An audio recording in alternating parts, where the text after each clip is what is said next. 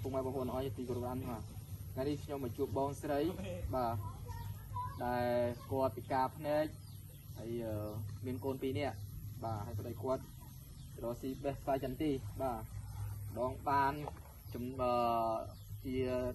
ថាវិការប្រចាំថ្ងៃទៅម្ដងក៏អត់ទៅបាទដោយសារតែការងារគាត់បាទគឺអាស្រ័យលើមានកិច្ចការងារដែរបាទ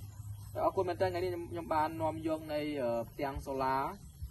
ដែលមានកម្លាំងហ្នឹងគឺ100វ៉ាត់បាទ100វ៉ាត់ដើម្បីបំភ្លឺដល់ផ្ទះគាត់ដោយសារតែគាត់អត់មានលទ្ធភាពក្នុងការតភ្លើងទេបាទបើសិនជាតភ្លើងក៏គាត់អត់មានលទ្ធភាពក្នុងការដែលបងឲ្យគេដែរបាទអញ្ចឹងទៅខ្ញុំជួបគាត់ខ្ញុំមកសភាគាត់ឃើញថាគាត់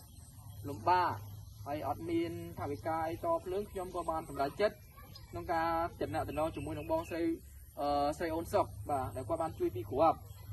ប៉ុន្តែយើងដាក់ឲ្យគាត់តែមួយគ្រាប់ទេបាទដែលថាទំហំផ្ទះគាត់គឺទូចដែរយើងដាក់ឲ្យគាត់មួយគ្រាប់សល់មួយគ្រាប់ទៀតគឺយើងដាក់ឲ្យបងប្អូនផ្សេងទៀតដែលគាត់ត្រូវការផ្ទាំងសូឡានេះអញ្ចឹងជំនួយផ្ទាំងសូឡាមួយគ្រាប់នេះបានមកពីបងស្រីអូនសុកដែលគាត់បានជួយដល់បងណាបងបាទហើយក្នុងនោះក៏មានអង្គពីពួកជំនុំរបស់យើងបាទគឺខាងពួកជំនុំនៃប្រទេសសង្គ្រោះបានមកពីបងអូនស្រីពៅនិងស្វាមីរបស់គាត់តែគាត់បានដាក់អង្គហ្នឹងគឺប្រហែលកំប៉ុងទេខ្ញុំអត់ដឹងទេដោយសារតែគាត់មើលឃើញការដែលខ្ញុំបានប្រាប់គាត់គឺបងបានប៉ះពាល់ចិត្តគាត់ណាបងបាទខ្ញុំគាត់បានជោគជាអង្គហ្នឹងមកជូនបងគាត់អាណិតបងដោយសារឃើញបងពិការភ្នែកមិនដឹងរកអីបានអញ្ចឹងណាហើយក្នុងនោះក៏មានការចូលរួមពីបងស្រីវ៉ាសុផលបងស្រីរឿនសវងបាទគាត់ផ្ញើថវិកាទុកនឹងខ្ញុំជួយណាជួយទៅហើយថ្ងៃនេះខ្ញុំដក 50000 ជួយដល់បងស្រីណាជួយបង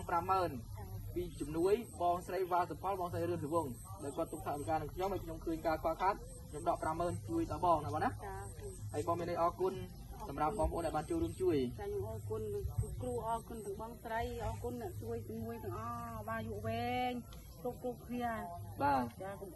បាទហ្នឹងហើយអរគុណច្រើនមែនតើជាពិសេសអរគុណទៅដល់បងស្រីស្រីអូនសុកដែលបានចូលរួមជួយជាផ្ទាំងសូឡាហើយអរគុណទៅដល់បងស្រីវ៉ាសុផលបងស្រីរឿនសវងហើយអរគុណទៅដល់បងស្រីបាទស្រីពៅនិងស្វាមីដែលបានចូលរួមជួយដល់ពួកគាត់ផងដែរបាទហើយជាចុងក្រោយជូនពរពុកម៉ែបងប្អូនអស់រត់ទទួលទីមានបានបន្តបានសម្រេចកិច្ចការវិធានជាពិសេសសូមឲ្យព្រះអង្គគង់ជាមួយថែសារចំណេញបាទគណៈពេលនេះខ្ញុំចត្រាបាទរួមជំរាបបងស្រីសុំអរគុណមកសូមជម្រាបលា